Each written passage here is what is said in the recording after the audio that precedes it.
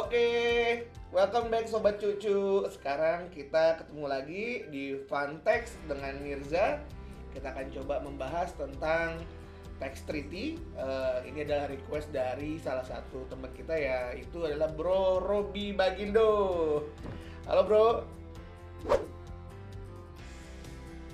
Oke, kita bahas langsung ya, tax treaty atau kita bisa kenal dengan P3B di Indonesia. Persetujuan penghindaran pajak berganda, yaitu adalah tata cara bagaimana Indonesia dengan negara yang satunya lagi nih lawan transaksi melakukan suatu agreement, persetujuan untuk menetapkan mana sih yang bisa memajaki gitu ya, yang bisa memajaki suatu penghasilan yang sama.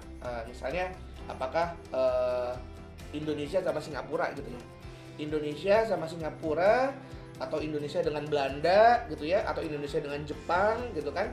Jadi atas satu income yang sama dari satu orang itu nanti diputuskan di tax treaty atau di P3B, yaitu nanti diputuskan apakah yang berhak memajakinya adalah Indonesia kah atau Singapura kah gitu ya. Kalau misalnya di tax treaty-nya antara Indonesia dengan Singapura, kalau misalnya tax treaty-nya antara Indonesia dengan Jepang, misalnya dari satu income yang sama gitu ya, itu bisa diputuskan apakah yang berhak memajaki, apakah Indonesia kah atau Jepang gitu kan. Jadi biar nggak berebutan gitu Jo, biar nggak berebutan, biar nggak ada dipajakin dua kali Sobat Cucu gitu ya. Jadi tujuan tax treaty itu banyak ya. Jadi antara lain adalah memudahkan wajib pajak dalam hal gue nggak mau dong gue usaha atau bisnis gitu ya udah dipajakin di negara lain misalnya kayak Singapura, sementara di sini dipajakin lagi, jadi kan double taxation gitu kan. Nah, untuk mencegah double taxation ini makanya kita butuh tax treaty gitu ya, atau kalau dikenal di Indonesia adalah P3B. Nah, Indonesia somehow sekarang sudah punya tax treaty dengan kurang lebih 70 negara gitu ya, 70 negara. Jadi kita sudah tanda tangan nih, misalnya tadi yang kita bahas di awal, tax treaty Indonesia dengan Singapura, tax treaty Indonesia dengan Belanda gitu ya, tax treaty Indonesia dengan Jepang gitu kan misalnya. Nah, biasanya tuh di perjanjian itu ada dua versi nih, ada nanti di artikelnya yang bahasa Inggris gitu ya, ada sebelah kanannya misalnya artikelnya bahasa Indonesia, biar kita bisa paham deh gitu ya bahasa Indonesia kayak gimana gitu kan. Nah, jadi kalau di tax treaty kita itu biasanya kenal tuh ada namanya model UN model atau OECD model. Dimana kalau misalnya OECD model itu cenderung lebih banyak pemajakan itu berada di negara domisili dari wajib pajak gitu ya. Nah, sementara di UN model itu lebih banyak pemajakan itu berhak di negara sumber penghasilan gitu ya. Negara domisili misalnya gini, kayak gue punya usaha jual beli misalnya ekspor batu bara dari Indonesia ke Singapura. Berarti negara domisili gue adalah Indonesia, sementara negara sumber penghasilan karena gue ngekspor batu baranya ke Singapura, maka negara sumber penghasilan adalah Singapura gitu ya. Jadi negara domisili adalah misalnya gue ada di Indonesia gitu ya, berarti negara domisili di Indonesia. Sementara kalau gue ngekspor batu bara ke Singapura, dapat duitnya dari Singapura, berarti negara sumber penghasilannya adalah Singapura, gitu ya. Nah, sementara tadi kan di OECD model, negara domisili biasanya lebih berhak mengatur lebih berhak mendapatkan banyak tempat memajaki di situ gitu kan. Sementara di UN model, negara sumber penghasilan lah yang biasanya tempat dipajakinya gitu kan. Kalau Indonesia gimana bro? Indonesia biasanya nggak cenderung ke OECD maupun ke UN. Jadi dia itu lebih fleksibel, tergantung dari kesepakatan antara Indonesia dengan negara tersebut, dan biasanya bersifat resiprokal. Jadi kalau misalnya gue membebaskan pajak orang asing nih di Indonesia misalnya, maka dengan kata lain harusnya orang yang sejenis di negara tersebut, let's say misalnya Singapura, juga dibebasin dong pajaknya gitu kan. Misalnya kita di Indonesia itu untuk kedubes orang-orang diplomat itu tidak dikenakan pajak di Indonesia, gitu kan? Nah, makanya dengan hak resiprokal, jadi orang-orang Indonesia yang kerja di kedutaan, orang-orang kedubes Indonesia yang di misalnya Singapura tadi nggak dipajakin juga di sana, gitu kan? Itulah hak resiprokal, gitu ya cu.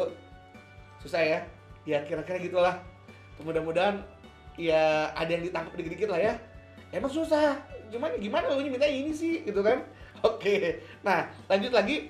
Jadi apa aja sih yang dibahas di P3B atau tax treaty?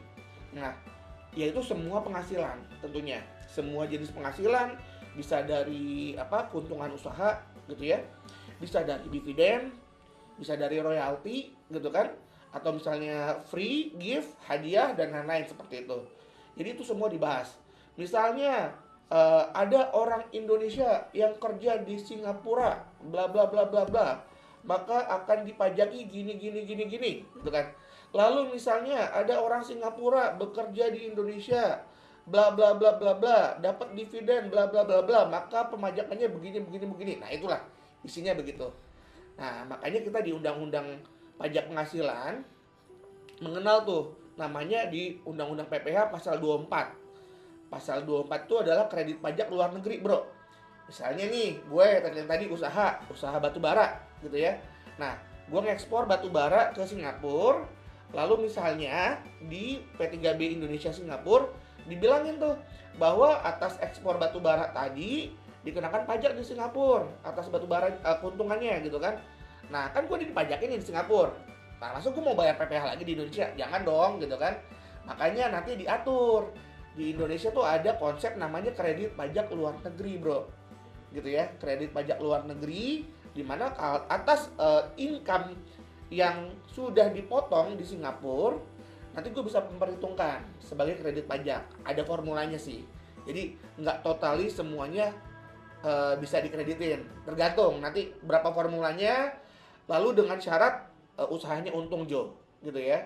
Usahanya untung. Kalau misalnya usaha gue yang ada di Singapura rugi, maka itu nggak bisa jadi kredit pajak, gitu ya.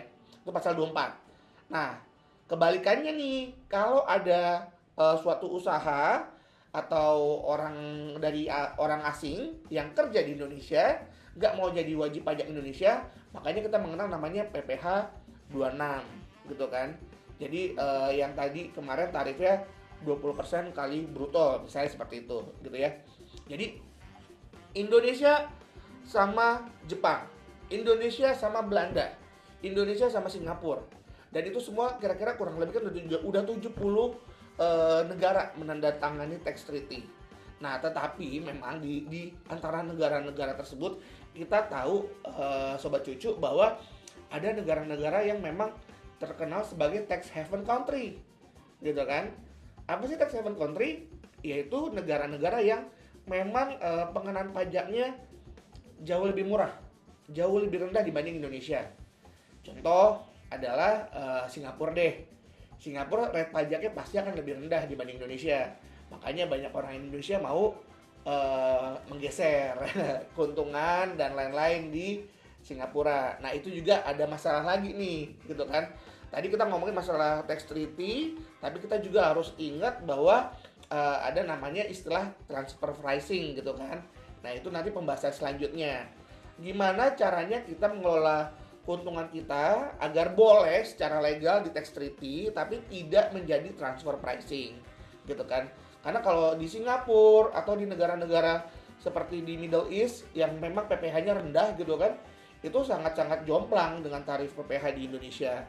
Nah, ada lagi contohnya adalah negara-negara seperti BVI, British Virginia Island atau Cayman Island gitu kan, atau Panama gitu kan. Nah, itu kan banyak tuh perusahaan-perusahaan Indonesia yang cuman punya paper company kan di sana. Tujuannya apa? Ya itu tadi, geser-geser laba gitu kan.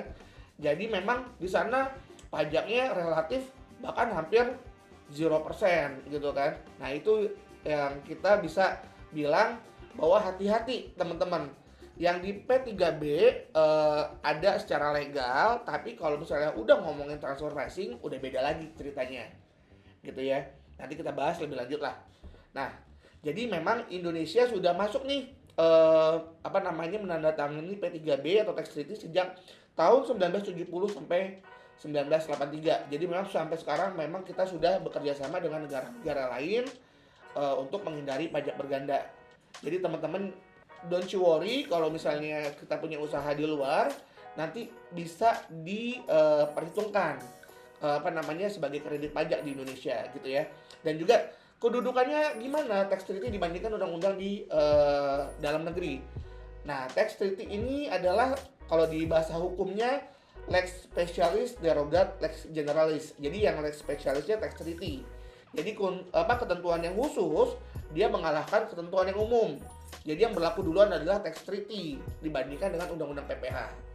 Sampai situ kira-kira bisa dipahami teman-teman? Mudah-mudahan ya.